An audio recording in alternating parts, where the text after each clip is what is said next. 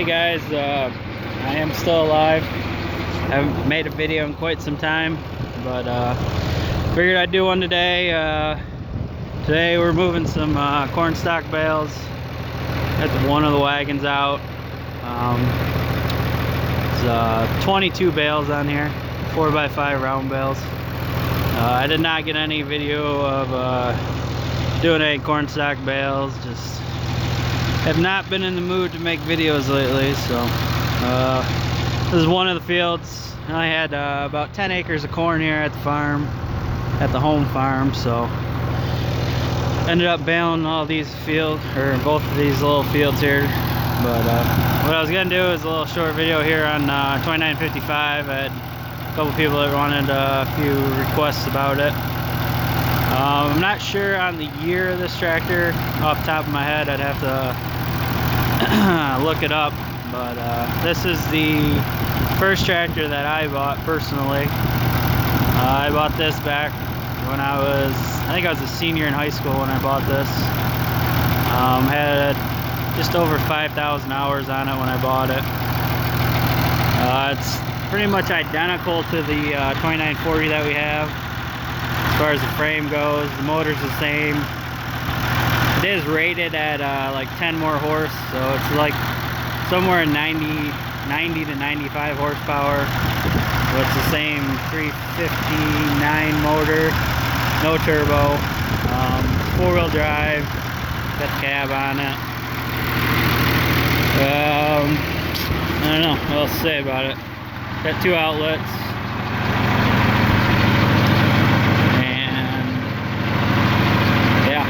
Got the 540 PTO and the 1000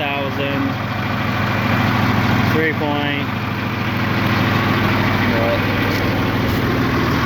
yeah, it's been a really good tractor. I haven't had too many issues with it. Had a few things, but nothing major.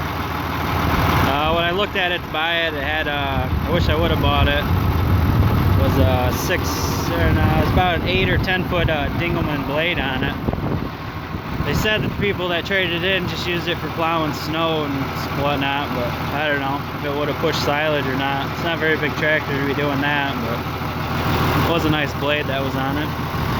But at the time it was like another $4 grand with the blade, and it was pretty young, so I didn't really have a purpose for the blade, and I didn't really have any extra money that I wanted to spend on something I wasn't sure I was going to use. But we do have a set of T-rail duals that we can put on it. Usually don't. Every once in a while I put them on for planting corn, but not too often. I mean, usually for planting corn, 6-row planter, you don't need duals. It turns a lot better without it. But yeah, go inside here.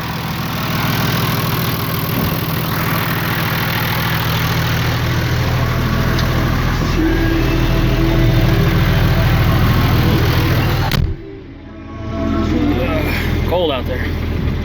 This morning, or last night, we ended up getting about 4 inches of snow, but you won't be able to tell now. It's pretty much all gone.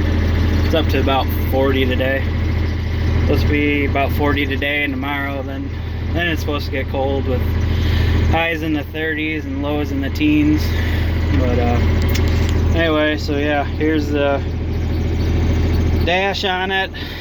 I don't know if you'll be able to see, but got just over 8,000 hours, 8,074 hours on it. Really doesn't get used too much. This is the round bale monitor that's in it currently. Pretty much just round bale with it and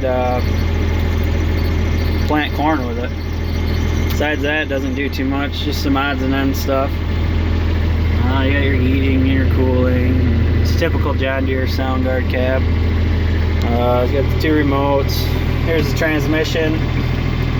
It's well, it'd be eight speeds or 4 speeds in each one, but then you got this right here, which is high and low, like a torque amplifier on international. Your throttle, got the foot throttle. That's your parking brake right there. It's a hand brake. So it's the same transmission as the 2940. It's just on the console instead of down here in between your legs, since it has the cab on it. What else to say about it? The only thing that we've ever had to, well, I've had to do a couple things to it. Well, not right when we first got it, but a couple thousand hours after getting it, it was kept overheating all the time, and thought it might.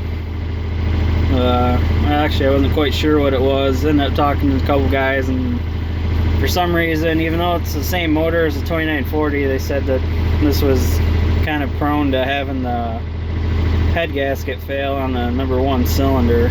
So we ended up pulling the head on it, and that was what was wrong with it. The gasket failed in between on the first cylinder there, so it wasn't too big of a deal. It only took a couple hours to pull it apart, put a new one on. And then about a year and a half ago, we put a new clutch in it. Basically, the clutch just went out on it. But besides that, we haven't done anything to it. Put some new tires on the rears after we bought it, because one of them blew out. The front tires are still the original ones that came with it. They're pretty bald, but like I say, we don't really use this thing for pulling too much. I guess the hardest work it does is we got a Oliver 518. I think it's a 548 plow that we pull with it, and it pulls it just fine. So I don't know, it's a pretty gutsy little tractor for only being 95 horse. Four-wheel drive really helps quite a bit. But yeah, so I don't know, I guess that's about all there is to say about it. Still not done harvesting. I made a video, I think the last video I put up was the one where I was coming back from pulling the combine out, and we got that storm. That was back in November. And the beans I was trying to cut over there, there's still some of those left. There's only about 3 acres. I don't know if I'll ever be able to get to them or not. If we get a good freeze before it snows again, I'll get over there. The head's still over there. But currently I'm over to my place doing corn. There's 60 acres of corn over there, and it's all pretty low, almost like a muck ground kind of soil. And all the rain and stuff we've been having, it just hasn't been good. And you can see that water sitting right there. I managed to combine 1,000 bushels yesterday, filled up a semi, but it was a struggle. Not pretty, not doing any favors for the ground. So I think I'm gonna wait here. End of this week, it's supposed to get cold, freeze up, and we'll finish combining that. I'll get some video of that. Like I say, there was 60 acres there, and I've only got about 25 left. But yeah, today is Monday, December 5th. So I don't know, this fall just will not end. I just want to be done. I don't really have any corn stalks chopped besides these ones here that I baled. I still got stalks to chop there, and a couple other rented pieces. The only chisel plowing I did was the video quite a while ago back on some soybean ground. So got nothing chiseled, nothing chopped really. And I don't know what's gonna happen. If it gets cold and stays cold, as long as we don't get snow, it'll be alright. I'll be able to chop stalks, and probably end up putting the stock chopper on this tractor. And yeah, so I'll get some video of that and whatnot. But just, I don't know, it's been busy. Just haven't felt like making any videos lately. Just kind of trying to get stuff done, and I don't know exactly what I do all day, but I seem to put the days away.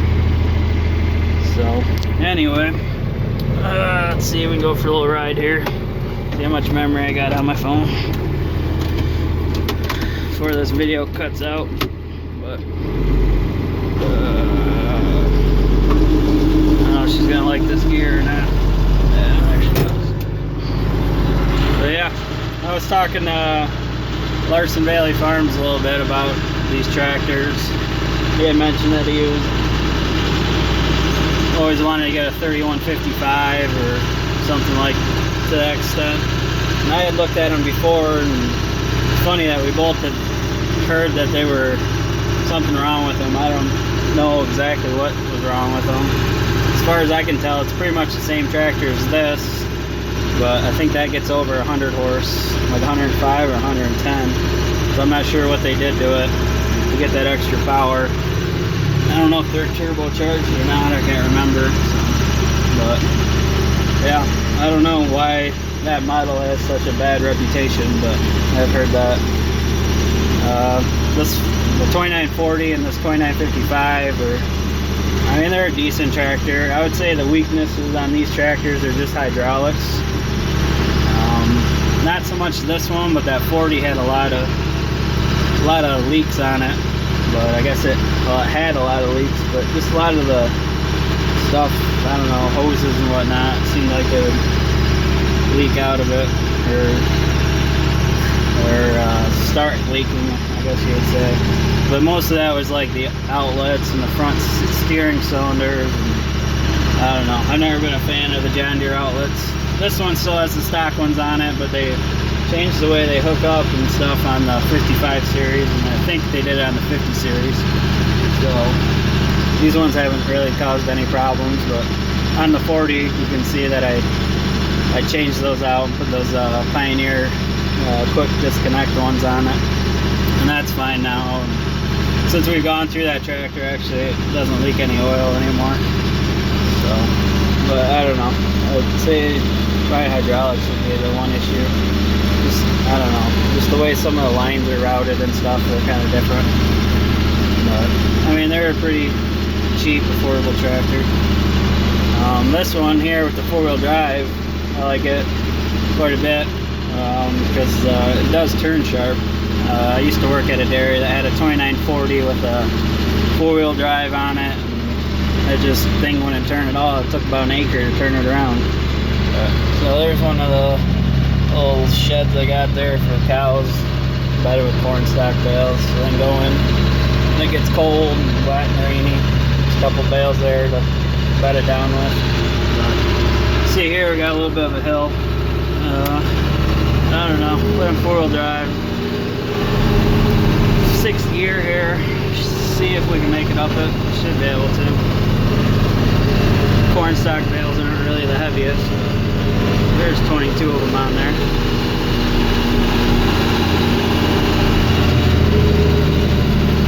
Oh yeah, no problems.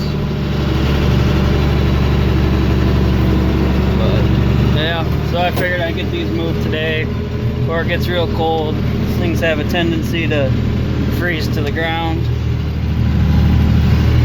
That happens, and then you go to pick them up, and all you can do is bust the net wrap off of them. So that's not fun. But yeah, just a short trip here. There's the field is just right behind the barn. So here's the rest of the hay bales I got for the year. Should have enough. I've used up almost one row, but I still got my calves. I got to get rid of them, but I don't know. The feeder market's pretty crappy right now, so I'm not sure what I'm gonna do with them. So I guess anyway, I don't know. I don't really have a good way to mount you guys anywhere to show you unloading. I use a skid loader to unload, but so yeah. Anyway, I guess I've rambled on long enough. Thanks for watching, and feel free to comment, rate, and subscribe. And if you guys have any questions or any other videos you want to see, just send me a message and I will do my best to comply to that. So, alright, have a good day. Bye.